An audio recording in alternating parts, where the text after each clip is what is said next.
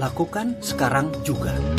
Dalam pemrograman pikiran bawah sadar, ada satu kunci yang harus difahami dalam cara kerja otak. Software pikiran itu hanya mengenal kalimat sekarang atau present tense. Otak kecil manusia yang di belahan dalam atau di amigdala yang membuat pemrograman tidak mengenal kata akan, tidak mengenal kata seandainya, tidak mengenal kata-kata mudah-mudahan, nanti, dan sejenisnya. Yang mereka kenal adalah kekinian. Jadi, kerjakan apapun sekarang, seakan-akan Anda sudah memiliki. Saya ulangi lagi, apapun yang Anda percayai dan inginkan dalam pikiran, Anda ulang berkali-kali bahwa Anda sudah di sana atau Anda sudah memilikinya. Pilihan kaya cepat dengan kaya perlahan memiliki cara memulai yang berbeda. Cara memulai menentukan kemakmuran Anda. Kemakmuran merupakan skill yang harus dipraktekkan dengan pengalaman dikumpulkan jam terbangnya. Seperti keterampilan berenang. Belajar tahap awalnya adalah menceburkan diri ke air, lalu belajar mengambang, lalu kepala di atas air, lalu gerakannya sembarang, pokoknya kepala di atas air. Dan untuk masuk ke air, Anda membutuhkan satu buah modal, yaitu berani. Jadi modalnya apa? Berani tok. Dalam bisnis, modal pertama juga sama, yaitu berani,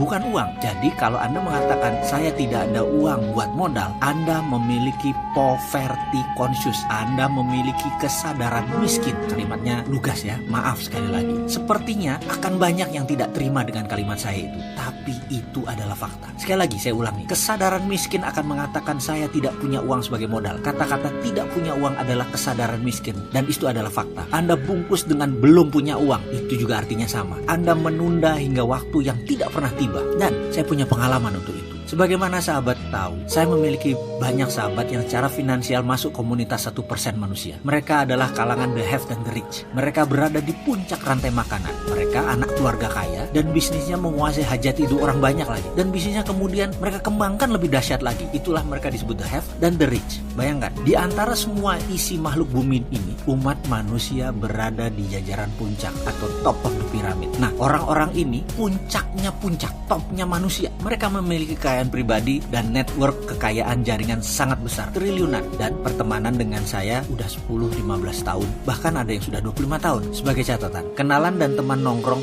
dua hal berbeda ya. Nanti kita bahas di sesi berikutnya. Saya mungkin punya ribuan kenalan, tapi teman nongkrong sangat sedikit. Mungkin karena pada dasarnya saya introvert. Saya harus mengizinkan diri saya dulu untuk menerima mereka menjadi sahabat, baru nongkrong gitu ya. Saya jelaskan lagi, teman-teman saya yang milioner ini adalah teman nongkrong, lebih dari sekedar kenalan. Selama 5 tahun ini kami selalu bertemu di daerah Kuningan, memanfaatkan corner of the house, sudut hotel bintang 5 tempat kami berkumpul. Sebulan sekali setidaknya saya bergabung dengan mereka. Dari mulut mereka kita bisa mendengar deal awal membeli klub bola papan atas Liga Eropa, transaksi terbesar perusahaan batubara di Indonesia, perdebatan melawan pebisnis Yahudi dari Inggris atau Rothschild yang akan masuk ke Indonesia, membeli partisipan interest beberapa daerah untuk membantu Perusda atau perusahaan daerah, mega proyek koper dan nikel smelter, dan banyak lagi transaksi kepemilikan chain hotel, dan ada juga beberapa transaksi kelas dunia di depan mata saya, di depan mata kami, termasuk hal-hal yang bersifat pribadi seperti mengganti private jet dari Bombardier 2 engine ke 4 engine yang tujuannya kalau ke Jakarta Beijing, Jakarta Dubai, Hong Kong Hawaii tidak perlu isi bahan bakar di tengah jalan. Ada juga yang mengganti dengan bicara yah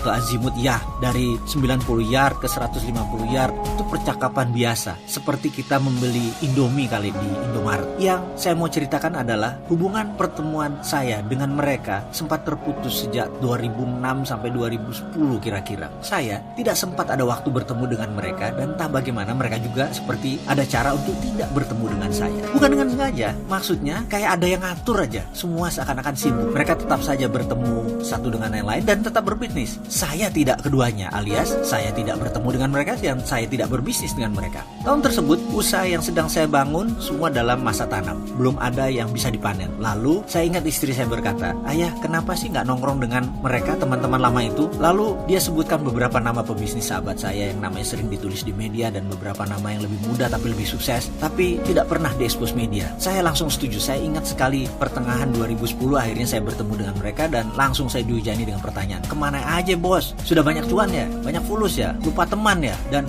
macam-macam gurauan lain yang intinya mengingatkan saya jangan lakukan itu lagi, tidak silaturahmi, tidak memanjangkan saling ngobrol ngalor ngidul. Dan saya ada merasa janggal, kok saya merasa nggak pas ya di situ. Saya heran kepikiran hari itu. Setelah 2 jam di sana saya merasa ada yang nggak masuk. Saya pun pamit. Kali berikutnya saya hadir lagi bulan depannya. Saya juga merasa nggak nyaman. Bulan berikutnya saya ulangi lagi. Saya merasa nggak nyaman. Hadir di pertemuan saya terasa asing. Akhirnya saya mundur. Setelah 4 kali datang dalam beberapa bulan ke depannya, saya merasa nggak serem. Saya tidak hadir lagi selama 2 bulan berikutnya. Di sini istri saya ngeh, "Ayah kok nggak ke Four Seasons lagi sih?" tanyanya. Saya jawab, "Males ternyata aku di sana nggak cocok lagi. Kayaknya udah beberapa kali kayak orang asing, nggak nyaman deh di sana." Entah kesambet apa, istri saya toto ceramah, "Ayah denger ya, ini pendapat aku loh. Ayah itu mengajari banyak orang dan paling banyak adalah mengajari tentang mindset. Ayah tahu nggak kenapa ayah nggak cocok bergabung dengan mereka? Itu karena mindset ayah miskin, vibrasi ayah itu miskin, getaran mereka kaya semua, vibrasi mereka makmur. Jelas aja ayah nggak cocok di sana. Gimana sih? Kan ayah sendiri yang ngajari untuk membuat mindset kaya. Ubah dong vibrasinya." Saya mendengar kata-kata itu seperti kesetrum. Bener juga, kata saya dalam hati. Rekening mereka itu bukan 12 digit atau triliunan, bahkan ada yang 13 digit. Itu personal wealth loh, kekayaan pribadi mereka. Kalau mereka hanya memiliki 40% dari sebuah perusahaan, artinya perusahaan mereka yang kapitalnya 13-14 digit, ya duit mereka 12 digit juga. Perkataan istri saya tadi kena sekali di saya. Kesadaran saya masih miskin, seenggaknya di level perbandingan dengan mereka. Saya akui, saya terima, dan saya buktikan lagi dengan datang sekali lagi. Benar saja, saya merasa tidak nyaman. Berbicara mereka tentang mobil, bicara tentang materi, membuat saya tidak nyaman. Tapi saya terus melihat kembali apa yang sedang terjadi. Saya terus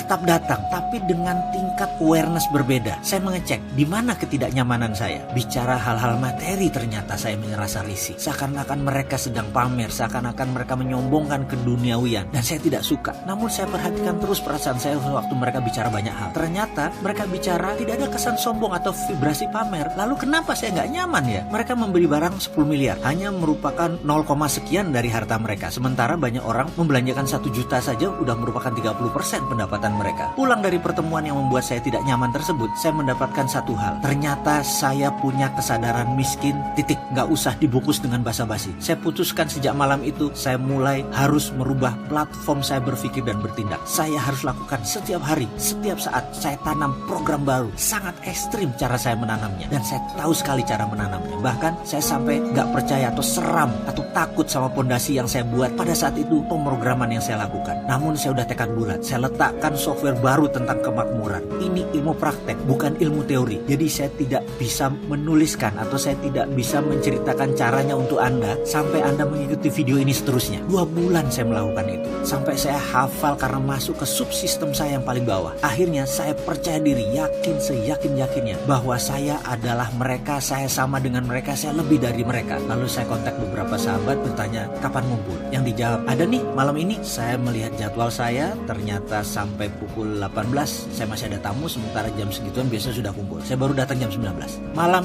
ini hadir luar biasa banyaknya, biasanya 7-10 orang. Malam itu ada 30 orang yang hadir, seakan-akan semua teman kita hadir. Kehadiran saya yang paling akhir membuat posisi duduk tidak ada pilihan, di ujung meja. Bayangkan begini, dalam meja lounge ada meja tinggi dengan bangku tinggi, kayak kursi bar. Hingga kalau tidak duduk, kita dapat berdiri menyandar tangan dengan nyaman di meja tersebut, meja bar. Tapi ini adalah meja yang kecil dan dekat, saling berhadapannya dekat. Dengkul ketemu dengkul, baik duduk maupun berdiri, jarak mejanya dekat. Akhirnya kami semua dalam posisi duduk, kecuali saya yang di ujung sendirian. Semua mata menyapa dan menatap saya seakan-akan saya yang adalah spotlight posisinya, karena kayak orang yang lagi bayar di posisi ujung. Jeruk hangat diletakkan oleh waitress di kanan meja saya dan saya mulai bicara. Saya nggak tahu kenapa, mungkin malam itu saya kesambet dewa ketawa kayaknya. Saya seperti seorang stand up comedian yang lagi ditangkap oleh mereka. Selama 2 jam kami tertawa, terbahak-bahak, terkekeh-kekeh, kepipis-pipis malah. Asli lucu dan kami saling menimpali joke.